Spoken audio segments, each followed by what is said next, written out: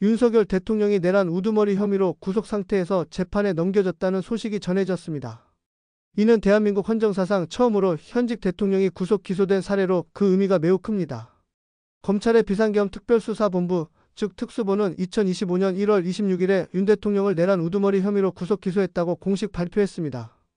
특수본은 윤 대통령의 구속기한을 2차례 연장 신청했으나 법원은 이 2번의 연장 요청을 모두 불허했습니다.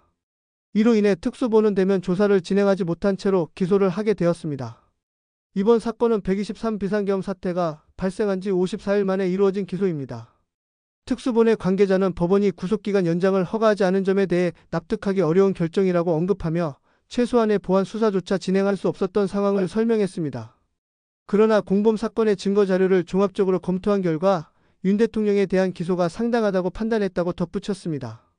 또한 피고인의 구속 이후 상황이 변하지 않았고 여전히 증거인멸의 우려가 해소되지 않았다는 점을 고려하여 경찰 송치 사건과 공수처 송부 사건의 범죄 사실 중 현직 대통령의 불소추 특권 범위에 해당하지 않는 내란 우두머리 혐의에 대해서만 구속 기소를 진행했다고 밝혔습니다.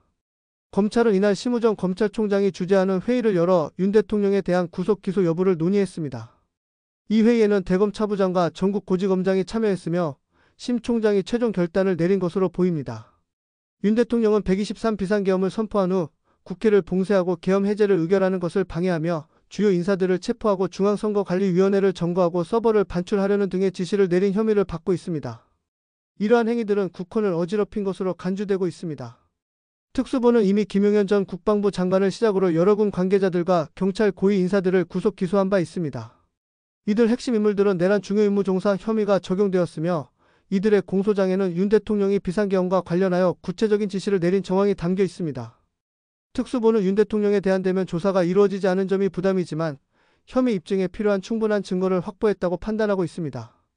윤 대통령은 1심에서 최장 6개월간 구속 상태로 재판을 받게 되며 이미 진행 중인 내란 혐의 피의자들의 재판과 병합될 가능성도 제기되고 있습니다. 따라서 윤 대통령의 1심 결과는 구속기간이 만료되는 8월 이전에 나올 가능성이 높습니다. 이로 인해 윤 대통령은 5번째로 법정에 서는 대통령이라는 불명 예스러운 기록을 남기게 되었습니다.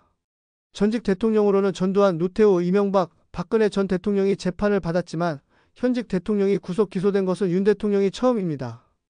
윤 대통령 측은 비상계엄 선포가 국헌문란의 목적이 없었으며 야당의 횡포에 대한 경고성 계엄이었다고 주장하고 있습니다.